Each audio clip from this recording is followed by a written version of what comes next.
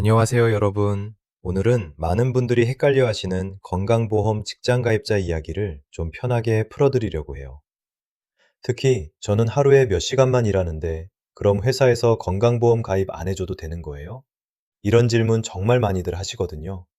오늘 그 답 시원하게 알려드릴게요. 먼저 직장가입자가 뭔지부터 짚고 갈게요. 회사에 다니시는 분이라면, 그러니까 근로자든 사업주든 아니면 공무원이나 교직원이든 원칙적으로는 다 건강보험 직장가입자가 돼요. 회사를 다니는 순간 자동으로 직장가입자 자격이 생긴다고 보시면 되고요. 이건 국내에 거주하게 된 날부터 자격이 생기는 게 원칙이에요. 그런데 여기서 예외가 있어요. 모든 근로자가 다 직장가입자가 되는 건 아니라는 거죠. 몇 가지 경우는 직장가입자에서 제외가 되는데 대표적으로 이런 분들이에요. 고용기간이 한 달이 안 되는 일용직 근로자, 군 복무 중인 현역병, 그리고 오늘 주제인 소정 근로시간이 한 달에 60시간이 안 되는 단시간 근로자. 이런 분들은 직장가입자 대상에서 빠져요. 자, 그럼 오늘의 핵심 질문으로 들어가 볼게요. 한 달에 60시간이 안 되는 근로자는 건강보험에 아예 가입을 못하는 걸까요? 결론부터 말씀드리면 직장가입자로는 가입이 안 돼요. 예를 들어서 볼게요. 전업주부로 계시다가 아이가 학교 들어가면서 시간이 좀 생겨서 일주일에 나흘, 그러니까 월요일부터 목요일까지 하루 3시간씩 집 근처 패스트푸드점에서 일하시는 분이 있다고 해봐요. 근로계약서도 쓰고 정해진 요일과 시간에 꼬박꼬박 출근도 하세요. 그런데 이렇게 근로시간을 계산해보면 한 달에 60시간이 안 되거든요. 이런 경우는 아무리 근로계약을 맺고 정기적으로 일을 하셔도 직장가입자는 될 수가 없어요. 여기서 중요한 포인트 하나 짚어드릴게요. 일용직 근로자랑 헷갈리시는 분들이 많은데, 일용직은 조금 다른 기준이 적용돼요. 일용직은 근로시간이 얼마인지는 상관없이 고용기간이 한 달 이상이고 그 안에서 8일 이상만 일하면 직장가입자가 될 수 있어요. 하지만 오늘 말씀드리는 60시간 기준은 정해진 요일과 시간에 꾸준히 일하는 단시간 근로자한테 적용되는 별도의 기준이라는 점 꼭 기억해 두세요. 그러면 이렇게 60시간 미만으로 일하시는 분들은 건강보험 혜택을 아예 못 받는 거냐? 그건 아니에요. 배우자나 부모님이 직장가입자시라면 피부양자로 등록해서 건강보험 혜택을 받으실 수 있고요.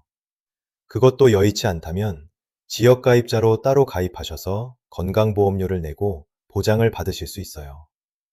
그러니까 60시간 미만이라고 해서 건강보험 자체가 안 되는 게 아니라 직장가입자 자격으로는 안 된다는 것만 정확히 이해하시면 돼요. 그리고 사업주 입장에서도 참고하실 부분이 있는데요. 근로자가 아예 없거나 있어도 전부 비상근이거나 60시간 미만 단시간 근로자만 고용하고 있는 사업장의 사업주도 마찬가지로 직장가입자에서 제외가 돼요. 그러니까 소규모로 짧은 시간만 사람을 쓰시는 사업장이라면 이 부분도 함께 알아두시면 좋겠죠. 오늘 내용 정리해 드릴게요. 회사 다니시는 분은 원칙적으로 직장가입자가 되지만 한 달 소정 근로시간이 60시간이 안 되는 단시간 근로자는 예외적으로 직장가입자가 될 수 없다는 것. 대신 피부양자나 지역가입자로 건강보험 혜택은 받을 수 있다는 것. 이 두 가지만 기억하시면 오늘 영상은 완벽하게 이해하신 거예요. 혹시 본인이 지금 어느 쪽에 해당하는지 헷갈리신다면 근로계약서에 적힌 소정 근로시간을 한번 꼼꼼히 확인해 보시는 게 가장 정확해요. 그럼 60시간 넘어서 직장가입자가 되면 보험료는 도대체 얼마나 나오는 거야? 이 질문에 답해 드릴게요. 먼저 건강보험료를 계산하는 기본 공식부터 볼게요. 딱 하나만 기억하시면 돼요. 건강보험료는 내가 받는 월급, 보수월액 곱하기 건강보험료율이에요. 그리고 여기서 나온 금액을 회사랑 나랑 반반씩 나눠서 부담해요. 2026년 기준 건강보험료율은 7.19%인데요. 이걸 회사랑 반씩 내니까 내가 실제로 부담하는 비율은 절반인 3.59%라고 보시면 돼요. 여기에 하나 더 붙는 게 있어요. 바로 장기요양보험료예요. 이건 따로 계산하는 게 아니라 방금 나온 건강보험료에 장기요양보험료율을 한 번 더 곱해서 나오는 금액이에요.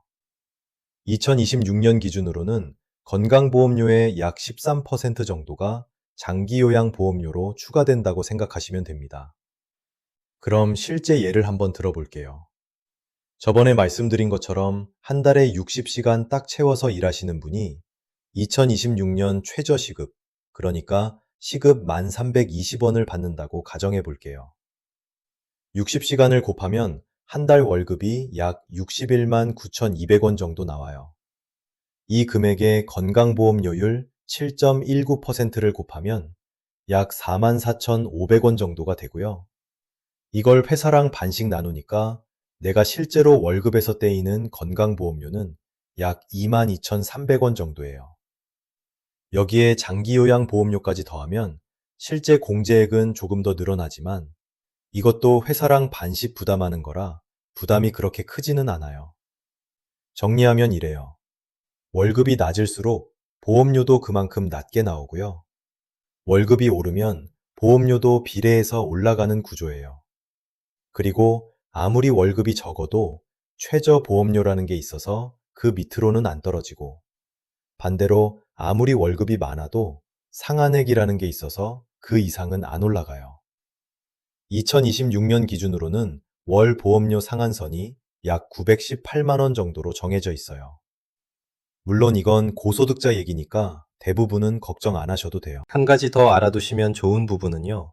직장 가입자가 되면 이렇게 월급에서 정기적으로 보험료가 빠져나가지만 대신 배우자나 자녀 같은 가족을 피부양자로 등록할 수 있다는 장점이 있어요.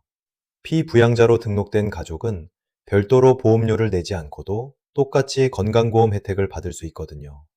그래서 60시간을 넘겨서 직장 가입자가 되면 당장은 월급에서 보험료가 빠지는 게 아쉬울 수 있지만 가족 전체로 보면 오히려 든든한 선택이 될 수도 있는 거예요. 오늘 내용 짧게 정리해 드릴게요. 건강보험료는 월급 곱하기 7.19%를 회사랑 반씩 부담하는 구조이고 여기에 장기요양보험료가 조금 더 붙는다는 것. 그리고 이 계산은 개개인의 월급에 따라 달라진다는 것. 이 정도만 기억하시면 충분해요.